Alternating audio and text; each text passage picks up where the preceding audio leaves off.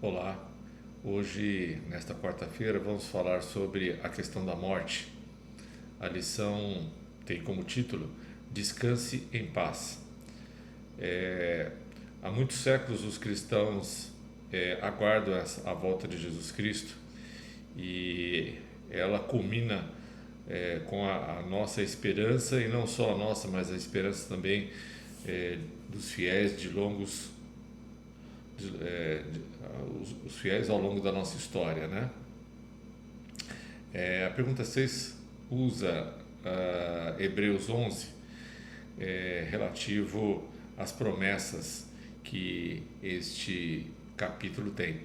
Então vamos ler Hebreus 11, 13 a 16, que diz o seguinte: Todos estes morreram na fé sem terem recebido a promessa. Então, já bem, podemos marcar aqui.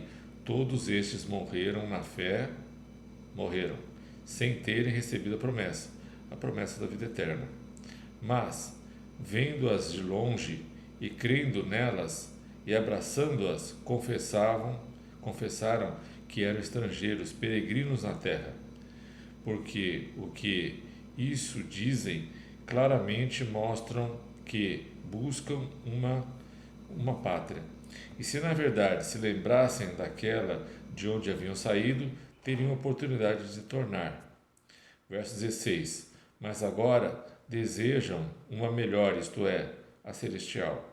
Pelo que também Deus não se envergonha deles, de chamar seu Deus, porque já lhes preparou uma cidade. Muito bem. Então aqui nós vemos na lição que esses versos não teriam sentido se a versão popular da morte fosse verdadeira, que muitos creem que quando a pessoa morre, ela já recebe a recompensa e está no céu ao lado de Jesus. É um modo equivocado de pensarem, né? E muitas vezes a gente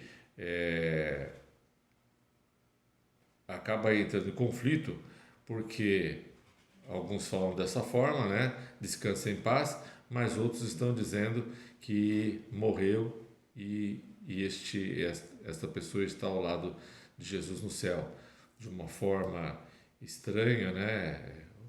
Lá do céu observando aqui as pessoas aqui na terra.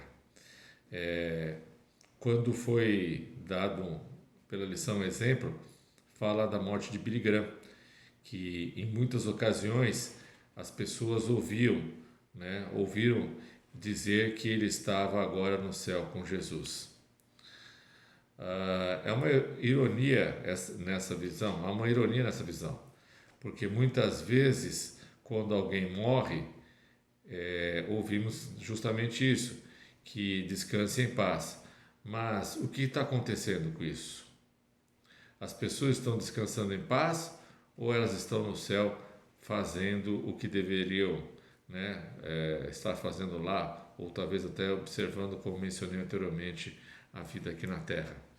Nós temos uma passagem que dá uma grande notoriedade para a questão da morte, que é João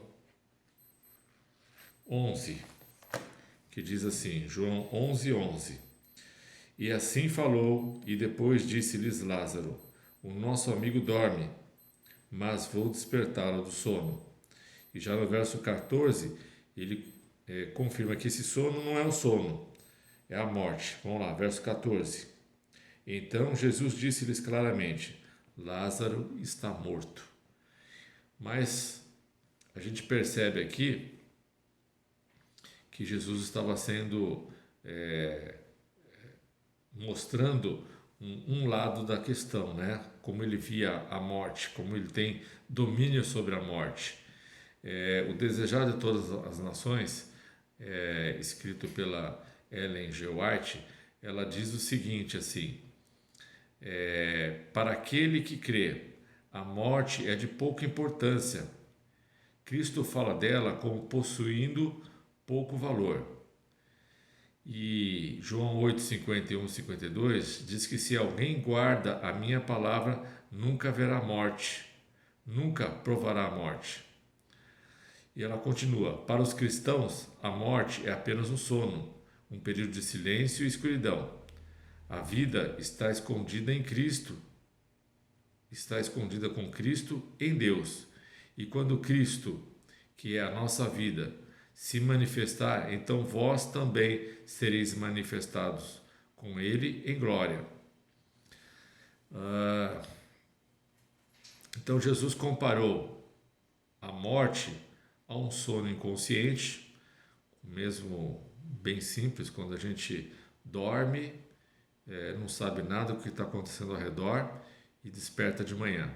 Assim será também aqueles que estiverem descansarem no Senhor.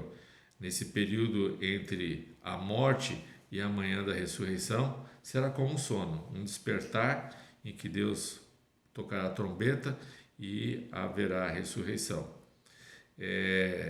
Nós temos em João 5, os versos 28 e 29.